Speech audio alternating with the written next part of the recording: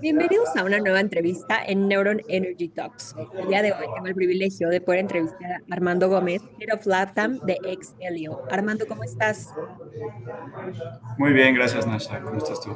Muy bien, muchísimas gracias por regalarnos el tiempo de tener esta entrevista, donde justo quisiera tocar varios temas contigo del sector energético, pero para empezar y romper un poquito el hielo, me gustaría que nos contaras un poco sobre ti, qué te motivó a trabajar en el campo del sector energético y cómo llegaste a Excelio.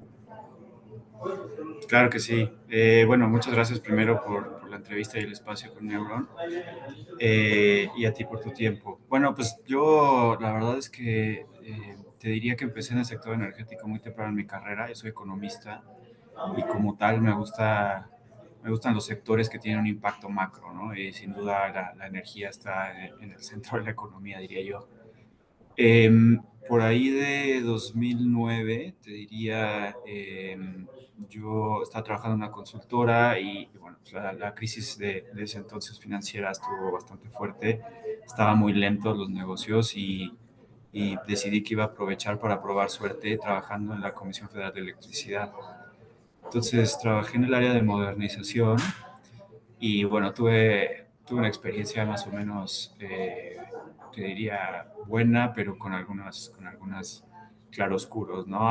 Poco tiempo después que yo entré, se tomó la decisión de liquidar Luz y Fuerza del Centro.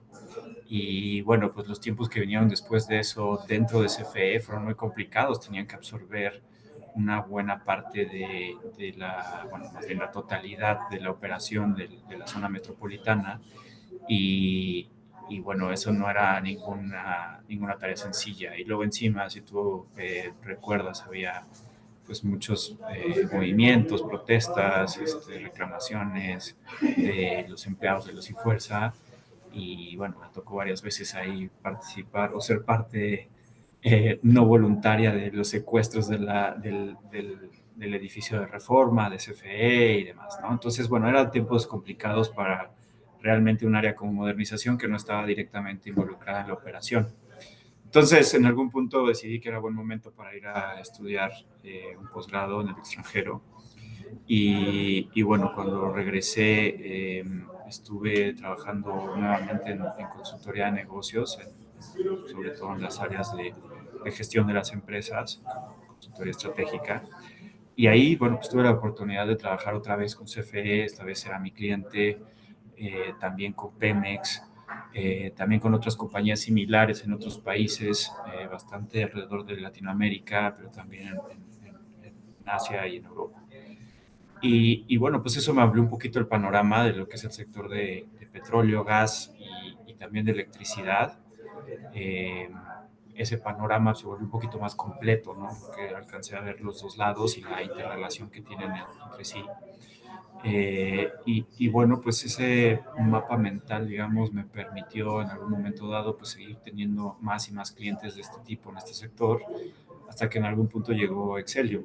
Entonces Excelio primero fue mi cliente y bueno, posteriormente me hicieron una invitación a incorporarme a su equipo, originalmente con un alcance solo a nivel México.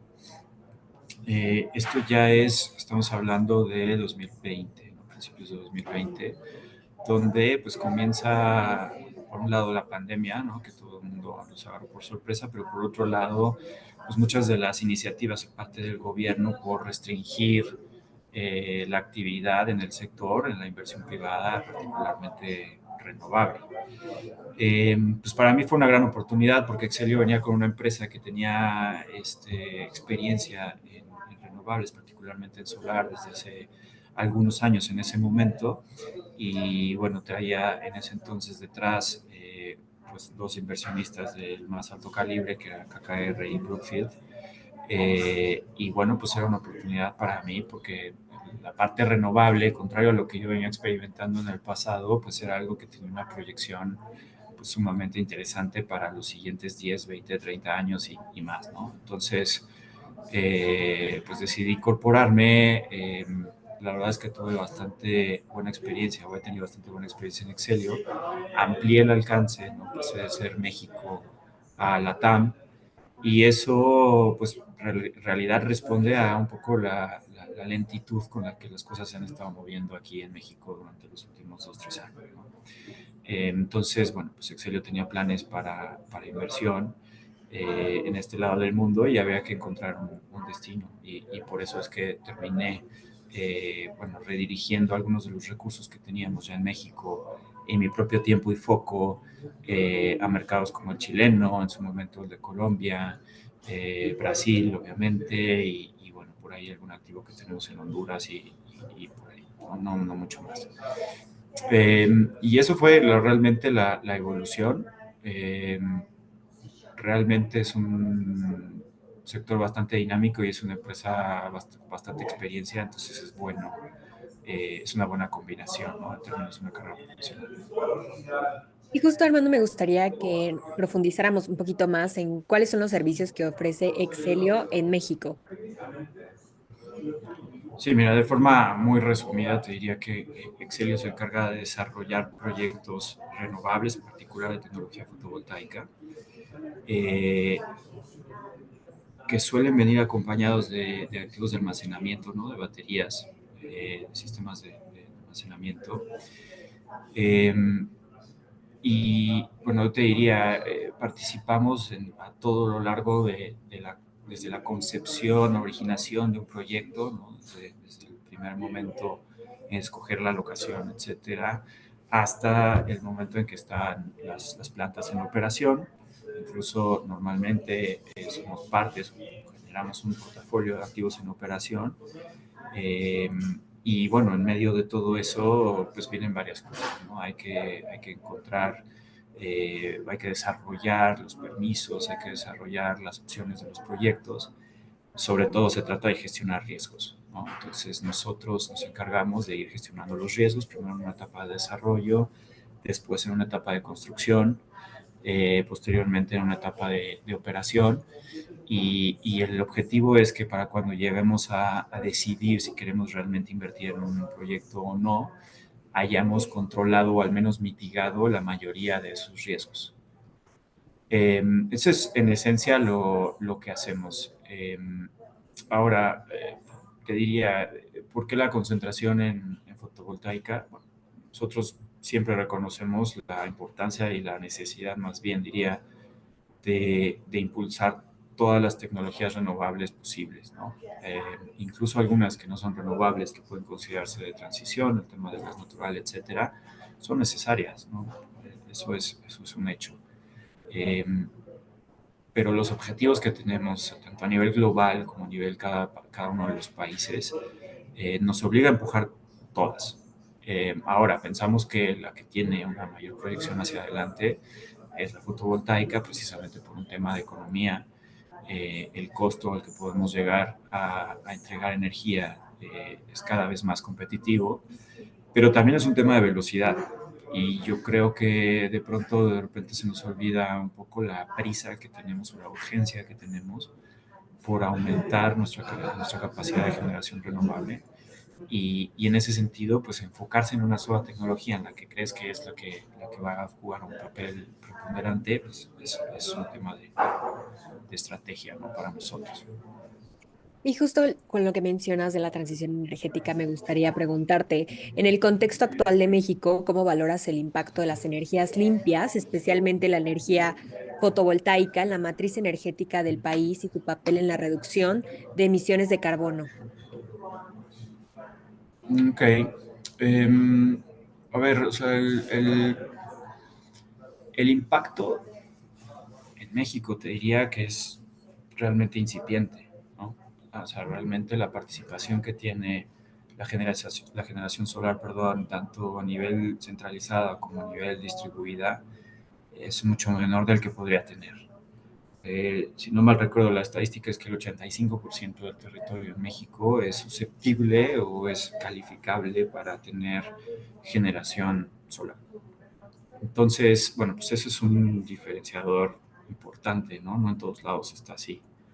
Eh, por lo tanto, el potencial para esto es enorme y tristemente, a pesar de que tuvimos un avance desde la reforma energética original, ¿no? Allá en 2013, hasta el momento en que empezamos a ver los primeros parques entrar en operación.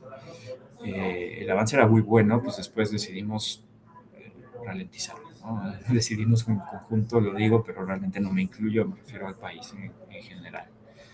Eh, entonces, si tú miras también, vamos a ampliar la pregunta, si me lo permites, a otras regiones en la TAM, ¿no? O sea, países como Chile, como Brasil, pues están bastante más avanzados en la penetración de esta tecnología en particular.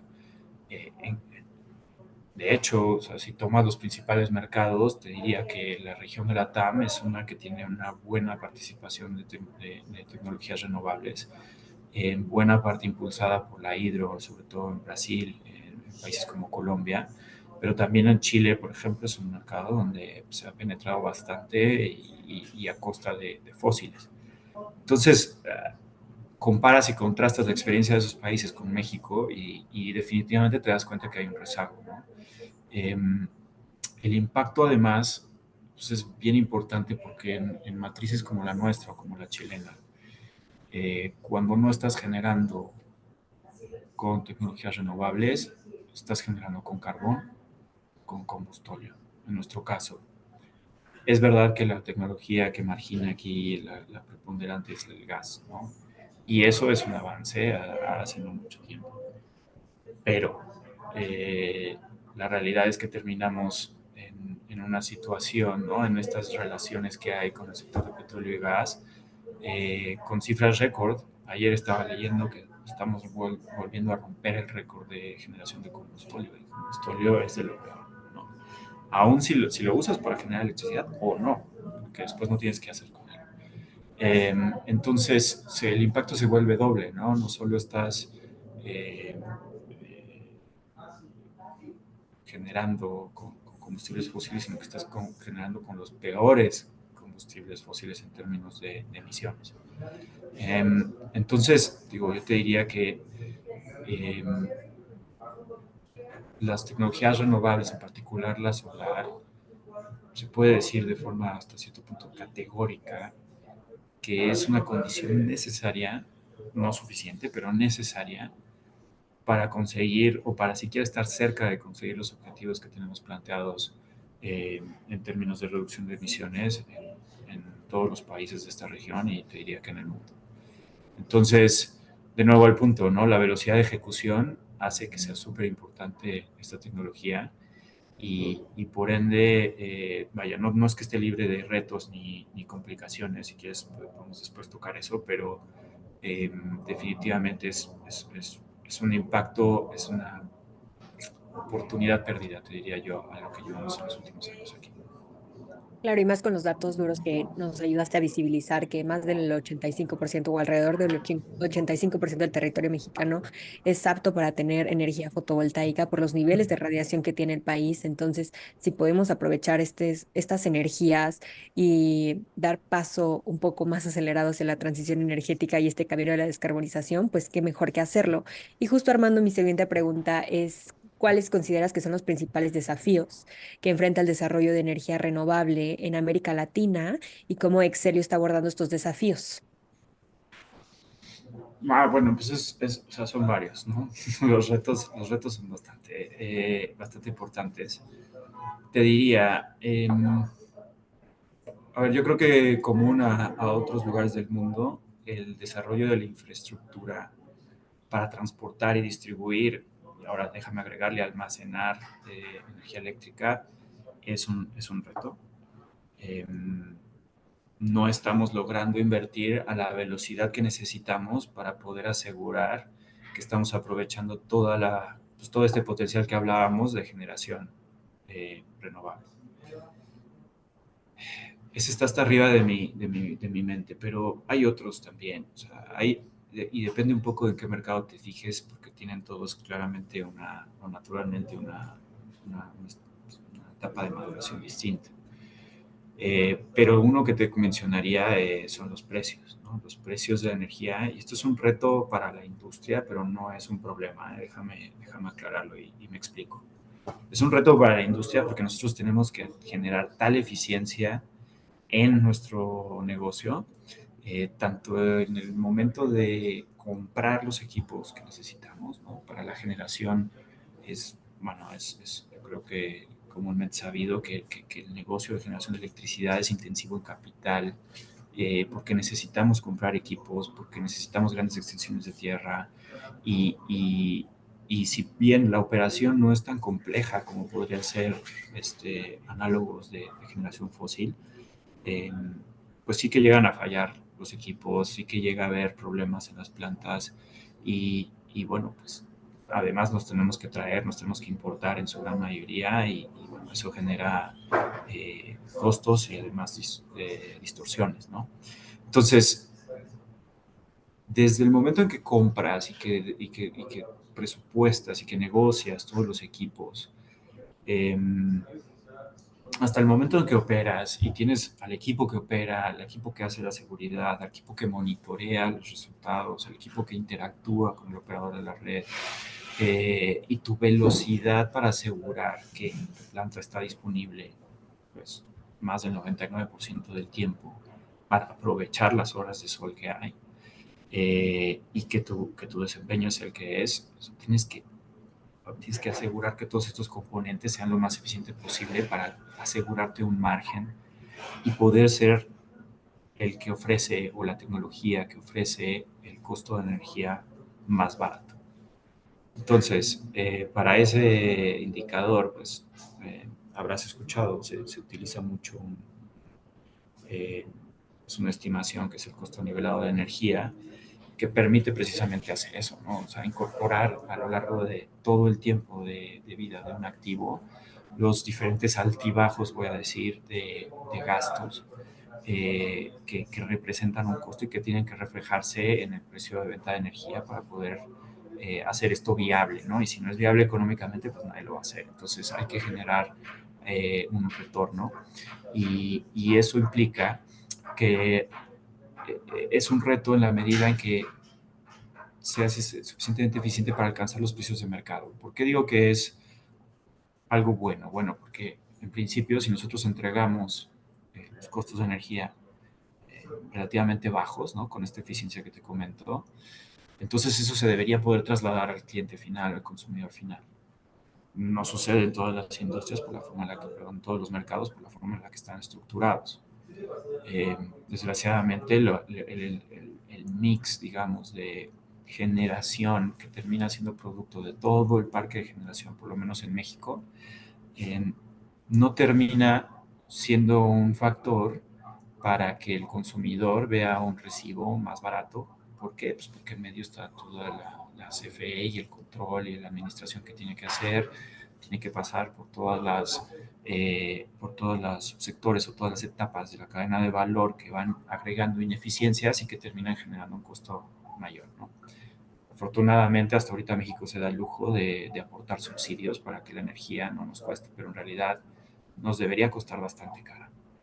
Y el país lo termina pagando de otra forma, ¿no? No es que ese valor desaparece, o sea, simplemente pues, a través de transferencias o a través de subsidios o a través de lo que tú quieras, CFE termina recuperando o no gastando ese dinero que cuesta la generación adicionalmente. Entonces, ¿qué ves en Latinoamérica? De regreso a la pregunta, ves precios relativamente buenos, ¿no? Si los comparas con otros lugares del mundo.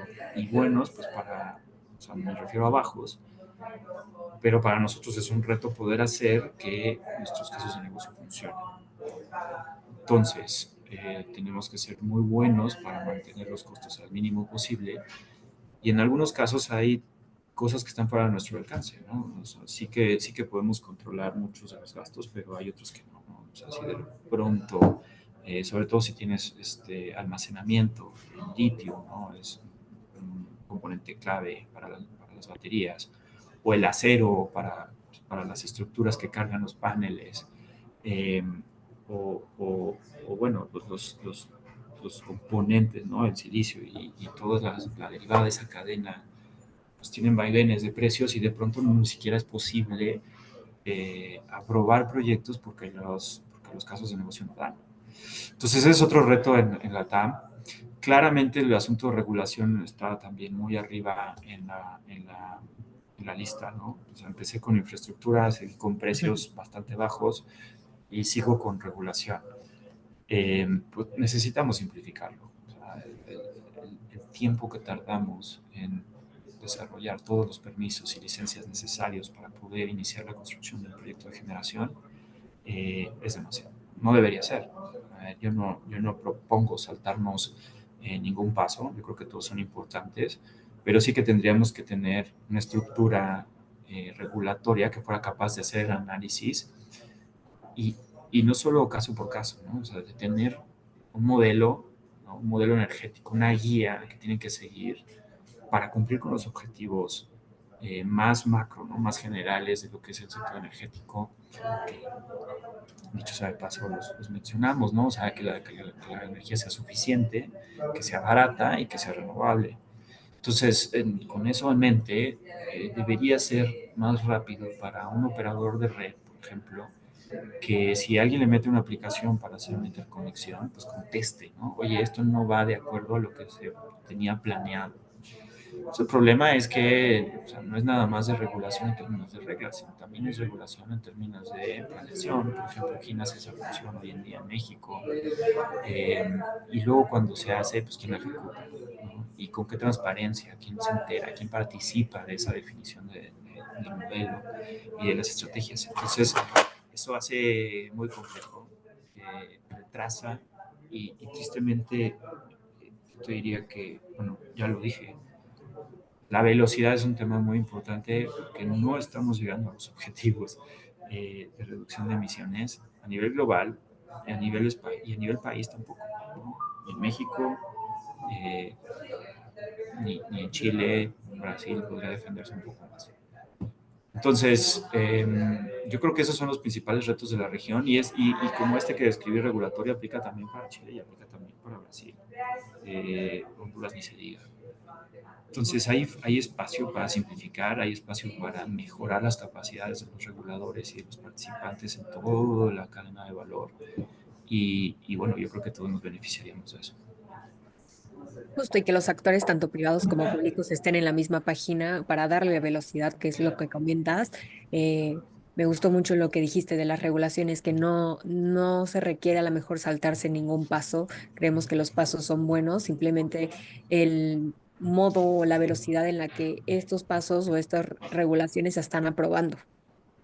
Ujú, correcto. El ritmo es el tema. Y, y, y, y bueno, pues, o sea, yo te podría hacer una lista más larga, pero yo creo que esos son los tres principales, al menos en esta región. Armando, y cambiando un poquito de tema, me gustaría ahora que nos platicaras un poco más del almacenamiento, justo con el papel que juega en la innovación y la tecnología y cómo funciona el almacenamiento y la energía fotovoltaica. Claro, a ver, es un tema bien interesante porque, a ver, no es nuevo tampoco, ¿no? O sea, el problema del almacenamiento de la energía ha estado en nuestra sociedad desde hace mucho tiempo, pero justo ahora se empieza a ver que eh, justamente el costo o el capital que necesitas para instalar una batería que te ayude a tener pues, una duración, ¿no? Un almacenamiento razonable de energía empieza a ser viable. En algunos lugares del mundo, como Australia, como Estados Unidos, particularmente en la región de ERCOT, pues la viabilidad viene determinada por el arbitraje que puede hacer la batería y por algunas otras fuentes de ingreso que pueden llegar a tener, ¿no? La batería te permite prácticamente pues, cargar durante el día, que la energía es más abundante y viene de solar, por ejemplo, y entonces es más barata, y después descargar sobre la noche, que es más necesaria, pues son normalmente las horas de demanda pico y que suele ser más cara, ¿no? Porque es menos disponible, o al menos la disponible es más cara, ¿no? Entonces, pues el papel que juega es muy básico, ¿no? Simplemente se complementa con los activos solares en esta dinámica, te cargo en el día, te descargo en la noche. Además de eso, las baterías tienen la capacidad, como también los activos, pero esto en mayor medida, de ayudar con lo que llaman servicios conexos auxiliares, ¿no? Y básicamente es el operador de la red tiene que estar siempre, todo momento, manteniendo un balance, ¿no? De la energía que se oferta o que se inyecta en el sistema y de la que se demanda. Y esto es un instantáneo. Em, y, y bueno, pues las baterías te permiten apoyar con esa labor, ¿sí? Mediante diferentes servicios que te pueden dar. Regular la frecuencia primaria es la forma más sencilla de describirlo, pero no es la única. Y además también te permite apoyar al mercado desde el punto de vista de potencia, ¿no? Que tienes una disponibilidad de un activo que te permite inyectar energía en momentos en los que el sistema empieza a perder la capacidad de generar tanta energía como se necesita, ¿no? En México tenemos las horas críticas y el mercado de potencia, que es todo un asunto, también es un reto, pero las baterías tienen ese potencial. Y en esencia, yo te diría, las tecnologías renovables, por definición, son variables, ¿no? Al menos la eólica y la solar. Variable es diferente e intermitente y la diferencia proviene de poder hacer un pronóstico relativamente bueno de dónde va a estar la volatilidad. Eh, Esto es digamos, el argumento que utilizan muchos para decir que no deberíamos tener tanta energía renovable o al menos no de la tecnología solar y eólica. Bueno, pues una parte de la solución proviene de tener las baterías, ¿no? Quitas esta variabilidad, ayudas, digamos, a aplanar la oferta de energía y por lo tanto facilita mucho la queja principal que tiene hoy en día el operador y algunos otros que se montan en ese discurso.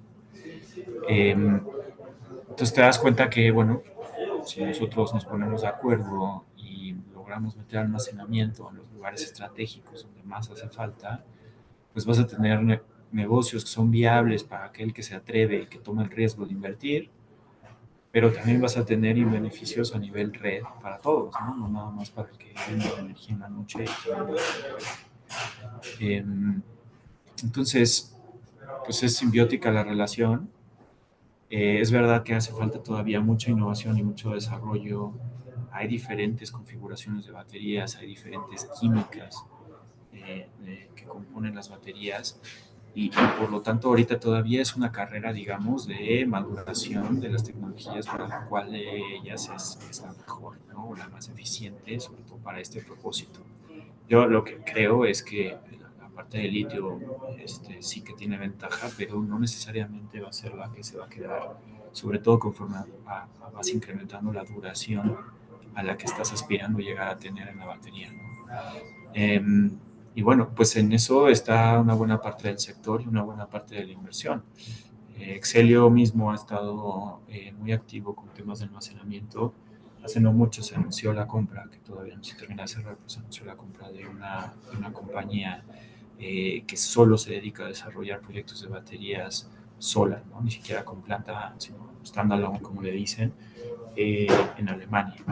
Y a partir de ahí, bueno, pues te puedes imaginar que esperamos que permee bastante pues, las capacidades, el conocimiento, la experiencia en general para el resto del mundo, donde ya al día de hoy tenemos un pipeline interesante de almacenamiento. Y tristemente en Latinoamérica, pues vamos un pasito atrás que estos otros mercados que te mencionaba. Eh, por necesidad los vamos a tener que adoptar. Y creo que Chile va un pasito adelante, ¿no? Dentro de los que están en mi alcance en la TAM. Pero atrás viene Colombia, vendrá México, todavía no, pero vendrá México y vendrá Brasil y vendrán todos, ¿no? Porque la relación, como decía, es simbiótica y hace falta. Armando, y como una de mis últimas preguntas, me gustaría que nos compartieras cuáles son los planes a futuro de Excelio en términos de expansión, innovación y desarrollo de proyectos, tanto en México como en América Latina.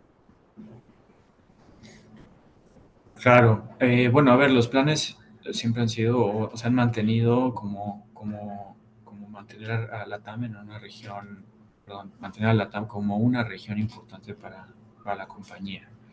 Si bien no es la más veloz, es una región que puede aportar volumen al portafolio, que lo puede hacer a un costo competitivo, ¿no?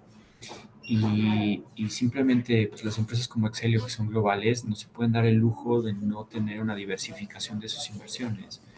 Eh, por un lado, porque hacen falta, ¿no? Son bien importantes, no sé si lo mencioné antes, pero el consumo per cápita que tenemos en energía en la TAM no solo es menor que lo que tienes en otros países subdesarrollados, sino que es menor por órdenes de magnitud, ¿no? Entonces, eh, la necesidad de energía está y eso hace que los mercados, pues digamos que están en maduración todavía, sean atractivos para invertir. Puede ser que no al mismo ritmo que lo que invertimos en Estados Unidos o en otros mercados, en la misma Europa. Eh, Al final competimos por el mismo dólar, ¿no? De inversión de los inversionistas. Eh, pero te diría, no puedes, o sea, por un tema de diversificación, no puedes poner tus apuestas solo en los mercados que ya están maduros o que ya están en una etapa mucho mayor. Tienes también que invertir en los mercados que vienen un paso atrás. Eh, y, y, y, bueno, pues como empresa global, eso es, la TAM forma parte de la estrategia. En términos de planes, bueno, pues nosotros pretendemos continuar creciendo nuestro portafolio, tanto de activos en operación como de activos en desarrollo, principalmente en los tres países que he mencionado más, ¿no? En México, en Chile, en Brasil. Te diría que los mercados más líquidos y más profundos son México y Brasil, pero a la vez también son mercados que tienen varios retos y por lo tanto hay que ir escogiendo de manera muy selectiva cuáles son las inversiones que hacemos, ¿no? Esta selectividad depende enteramente de nuestra capacidad para ir gestionando y, si se puede, mitigando los riesgos que te comentaba al principio, ¿no? Los riesgos que te vas encontrando en la etapa de desarrollo, de construcción, en la etapa comercial, en financiamiento y en la etapa de operación. Y bueno, nuestro objetivo también, pues hay que decirlo, ¿no? Nosotros desarrollamos, pero no para quedarnos con los activos durante toda su vida útil, sino más bien para generar portafolios que después rotaremos y volveremos a hacer el proceso volviendo a invertir, ¿no? Entonces invertimos, generamos portafolios, luego desinvertimos y volvemos a empezar. Y yo creo que la parte importante, o bueno, una parte interesante de mercados que están subdesarrollados es que puedes hacer eso 2 o 3 horas. Ya hicimos una ola en México sobre todo, ya desinvertimos, eh, ya hicimos una ola también en Chile, vamos por la primera en Brasil y bueno, pues los planes están en eso, ¿no? En volver a hacerlo un par de veces para poder mantener el capital en uso y en uso de nuevo con riesgos mitigados y controlados, ¿no? Lo que no vamos a hacer para cerrar el punto es disparar por todos lados sin mayor control, solo porque queremos acumular más y más volumen y luego resulta que el portafolio pues, tiene muchísima basura adentro. Queremos hacerlo con calidad y para eso necesitamos ser bastante buenos en la gestión de riesgos. Claro, y aprovechar estas oportunidades como el fenómeno del nearshoring que se viene en México, que claro que va a aumentar la demanda energética y que sabemos que actualmente no tenemos la oferta necesaria para, para satisfacerla. Totalmente. No, esas son oportunidades que se ven a nivel macro que hay que estar. Oye, si ya está listo el mercado realmente para abrirlo, pues hay quienes dicen que ya viene. Habemos quienes somos un poco más cautos, pero la realidad es que el mercado lo necesita, ¿no? Y lo va a Claro. necesitar de forma acelerada por tendencias como la que menciono. Entonces, estar listos, mantener un equipo que tiene experiencia y todo eso es bastante importante para la estrategia de Excel global. Armando, pues muchísimas gracias por la entrevista y me gustaría que para cerrar nos pudieras dar una conclusión personal de acerca de algún tema del cual hayamos tocado. Ok, o sea, yo quizá te podría, digo, siguiendo con este último punto que tocamos, ¿no? De la oportunidad eh, perdida que califica en algún punto, sobre todo en México, y esta expectativa de que el nearshoring o la tendencia uno o tendencia 2, la que tú le llames, hace muy importante que el mercado se abra. Eh, mi conclusión personal, y porque lo he dicho en más un foro, ¿no? Sí es cierto que hay un problema de un reto regulatorio, ¿no? A nivel de ley, a nivel de constitución, eh, pero mi impresión es que nos hemos distraído demasiado en eso. Creo que eran esfuerzos que eran necesarios hacer, pero realmente hemos perdido de vista un poquito más la sustancia, ¿no? Lo que pasa ya en el día a día, en la cancha, en la práctica, de poder generar o desarrollar activos de generación.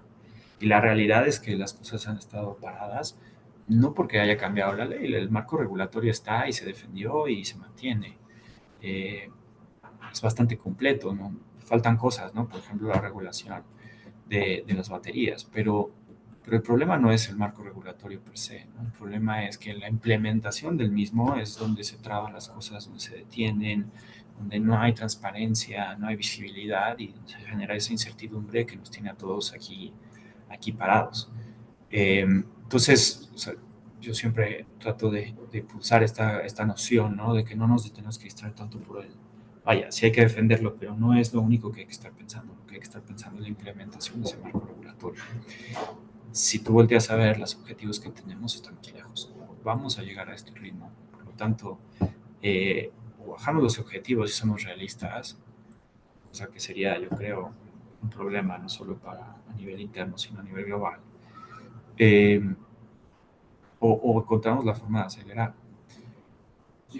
Y una cosa dentro de estas carencias que tenemos, al menos en el caso mexicano, es un modelo energético integral, un modelo energético, como te decía hace rato también, que incorpore lo que pasa en petróleo y gas, las consecuencias de la generación a partir de gas, la electricidad, el almacenamiento de petrolíferos, el almacenamiento de energía, los flujos de importaciones de gas, los flujos de importaciones también de energía eléctrica.